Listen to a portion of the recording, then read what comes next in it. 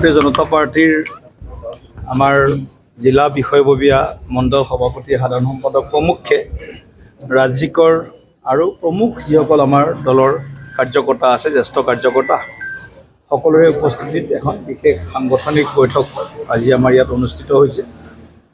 BTCত চৰকাৰ পৰিৱৰ্তন হোৱাৰ পিছত আমাৰ দলে সাংগঠনিক যি গতিবিধি আছে সেইখিনি চলাই আছে।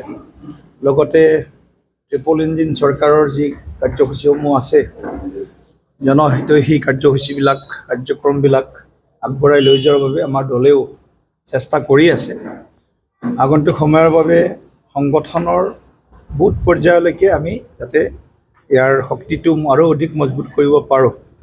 লগতে আমাৰ যিহেতু মিত্ৰতাত আছোঁ BPF ভাৰতীয় জনতা পাৰ্টি, গতিকে আমি একেলগে মিলি BTC চৰকাৰখনক আমি কিদৰে সহযোগ কৰিব পাৰোঁ, কিদৰে আমি একেলগে আগবাঢ়ি যাব পাৰোঁ, এই গোটেই বিষয়বিলাক লৈ আজিৰ বৈঠকত চৰ্চা হৈছে।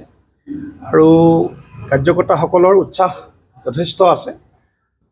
বহু ধৰক প্ৰত্যাহ্বান আছে, বিজেপিৰ সন্মুখত বহুত ধৰণৰ আমাৰ অসুবিধাও আছে। তথাপিও কাৰ্যকৰ্তাসকলে দেশৰ কাৰণে হওক বা BTCৰ কাৰণে হওক তেওঁলোকে ঐক্যবদ্ধভাৱে কাম কৰাৰ কাৰণে তেওঁলোকে চেষ্টা আৰু চিন্তা কৰি আছে। আৰু আমি সদায় ৰাইজৰ লগত থাকোঁ, ৰাইজৰ পক্ষত থাকি আমি BTCৰ প্ৰায় যিমানখিনি জনসংখ্যা আছে বিশেষকৈ কোকৰাঝাৰ জিলাখনত আমি সকলো জাতি জনগোষ্ঠীৰ মাজত এটা সমন্বয়ৰ ধাৰা যাতে শক্তিশালী কৰিব পাৰোঁ আৰু সকলোকে যাতে আমি উন্নয়নৰ দিশত আগবঢ়াই লৈ যাব পাৰোঁ, তাৰ কাৰণেও আজিৰ বৈঠকত আমাৰ সাংগঠনিক দিশটোৰ লগত ৰাজনৈতিক যি পৰিস্থিতি বৰ্তমান এই পৰিস্থিতিৰ ওপৰতো আলোচনা হৈছে।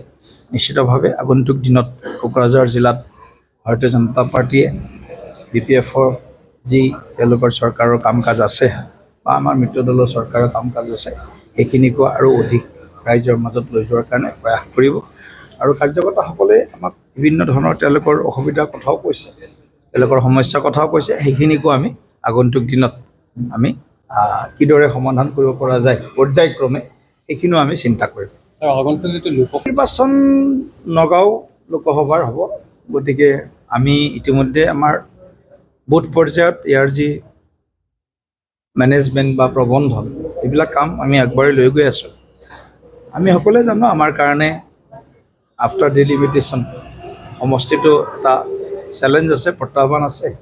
তথাপিও আমি দেখিছোঁ যে ৰাইজৰ যথেষ্ট উৎসাহ আছে ৰাইজৰ মাজত যে BJP NDA যাতে হাতলৈ নগাঁও লোকসভাৰ আসনখন পুনৰ দিব পাৰে, তাৰ কাৰণে সংখ্যা গুৰু আৰু সংখ্যা লঘু দুয়ো সম্প্ৰদায়ৰ মাজত এটা উৎসাহ আছে।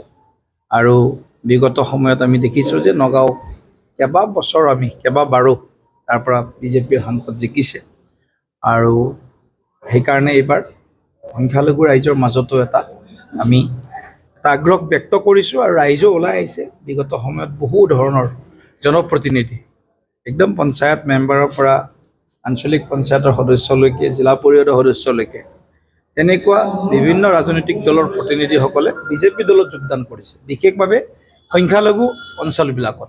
গতিকে এই গোটেই কথাবিলাকৰ পৰা যদি আমি এটা বিশ্লেষণ কৰোঁ তেতিয়া আমি গম পাম যে এইবাৰ সংখ্যালঘু ৰাইজেও উন্নয়নৰ বাবে তেওঁলোক আগবাঢ়ি আহিব আৰু BJP বা NDA তেওঁলোকে সমৰ্থন ব্যক্ত কৰিব। আৰু আমি যিহেতু নিৰ্বাচন ঘোষণা হোৱা নাই, হয়তো এই সপ্তাহৰ ভিতৰত বা অহা সপ্তাহৰ ভিতৰত নিৰ্বাচন ঘোষণা হ'ব, গতিকে নিৰ্বাচন ঘোষণা হোৱাৰ লগে লগে আমি নিৰ্বাচনৰ যি প্ৰচাৰ কাৰ্য আছে সেইখিনি আমি আৰম্ভ কৰিম আৰু NDA হিচাপে আমি নগাঁও লোকসভাৰ উপ নিৰ্বাচনত আমি অংশগ্ৰহণ কৰিম। ছাৰ, কাৰ্বি আংলঙৰ